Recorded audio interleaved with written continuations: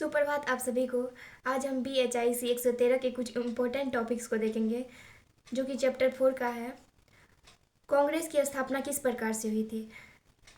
कांग्रेस की स्थापना का में मुख्य उद्देश्य एक ही था, मेन मकसद था कि जो यहाँ की जनता थी, भारत की जनता, उनकी समस्याओं को सुनकर उनका समाधान करना। जो कि पहले से अंग्रेज ने यहाँ पे पूरा शासन करके इन लोगों से बहुत सारी संपत्ति लूट ली थी और टैक्स को बढ़ा दिया था और जनता में इस प्रकार से आक्रोश बढ़ रहा था, किसानों की स्थिति दयनीय हो रही थी।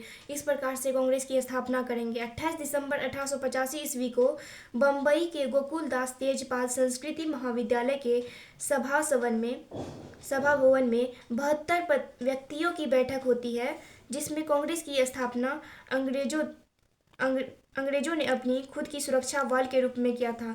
किंतु राष्ट्रीय कांग्रेस भारतीय क्रांतिकारियों का एक मंच बन गया था, भारतीय व्यक्ति के लिए क्रांतिकारी का मंच बन गया था। ठीक है। और इसकी यह आयोजन किसने रखा था? पहली बात, भारतीय राष्ट्रीय कांग्रेस का आयोजन A.O. ह्यूम ने रखा था। उनका कहना था कि भारतीय लोगों की समस्या को न्याय ढंग से सुनना चाहिए और उनका समाधान करना चाहिए। अब देख लेते हैं जो बैठक होती है किस प्रकार से होती है और कहाँ होती है। भारतीय राष्ट्रीय कांग्रेस की स्थापना 1885 ईस्वी में लॉर्ड डफरिन के शासनकाल में हुआ था। पूना को भारतीय राष्ट्रीय कांग्रेस के पहले अधिवेशन के रूप में चुना गया था। पूना में हैजा फैल जाने की वजह से बम्बई में पहली बैठक हुई थी। कांग्रेस अध्यक्ष बनने का पहला गौरव बंगाल के W.C. बनर्जी को मिला। वे पहले 4 बैरिस्टरों में से एक थे और उन दिनों वे अग्रणी कानूनविद थे। अब देख लेते अध्यक्षीय भाषण में क्या कहा गया। पहला कांग्रेस अधिवेशन कांग्रेस के चरित्र, उद्देश्य और कार्यक्षेत्र की ओर स्पष्ट केंद्रित करता है। अध्यक्षीय भाषण में कांग्रेस के प्रति पैदा होने वाली गलत धारणाओं को दूर करने का कोशिश किया गया था।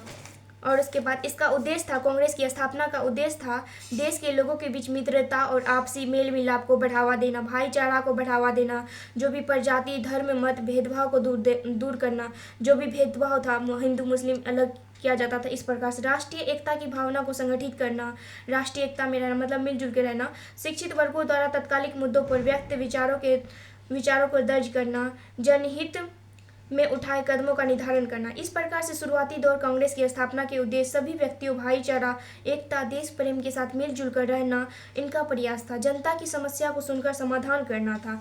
अब देखिए धीरे धीरे जब कांग्रेस का अधिकतम विकास हो जाएगा तो फिर क्या हो जाएगा। सरकारी षड्यंत्र सिद्धांत, कोई भारतीय क्या बोलते थे, इनका स्थापना जो हुआ है वो अंग्रेज व्यक्ति ने किया है, तो ये अंग्रेज के लिए काम करेगा, ये भारतीय के लिए काम कैसे कर सकता है। और उसी को हम लोग देख रहे हैं। कई भारतीयों का मानना था कि कांग्रेस सिर्फ अंग्रेज के लिए कार्य करती है। कांग्रेस की स्थापना एक अंग्रेज व्यक्ति A.O. ह्यूम ने ही क्यों किया है। इसके अलावा A.O. ह्यूम थे, उन्होंने कहा A.O. ह्यूम जो थे एक अंग्रेज ही नहीं बल्कि भारतीय सिविल सेवा में एक प्रशासनिक अधिकारी भी थे। 1857 का विद्रोह यादें भी जो है ताजे थी, किनके लिए, जनता के लिए, कि जो है ना कांग्रेस को भी समाप्त कर देना चाहिए था, जनता लोग कहना चाहते थे। इसके अलावा ह्यूम ने खुद कहा है कि आम जनता की दुखों और बुद्धिजीवी वर्ग के अलगाव ने काफ़ी हद तक आक्रोश एकत्रित कर दिया है और जो ब्रिटिश शासन के लिए खतरा पैदा कर रही थी। भारतीय आक्रोश को रोकने के लिए सेफ्टी वॉल्व के रूप में भारतीय राष्ट्रीय कांग्रेस की स्थापना की गई है। यहाँ तक लिख दीजिएगा। उसके बाद देखते हैं भारतीय राष्ट्रीय कांग्रेस की पहली बैठक जो हुई थी बम्बई में हुई थी और इसके अध्यक्ष थे W.C. बनर्जी। और उसके बाद दूसरी जो हुई थी कोलकाता में हुई थी। इस प्रकार से आप लोग लिख दीजिएगा तो अच्छा मार्क्स आ जाएगा। ठीक है।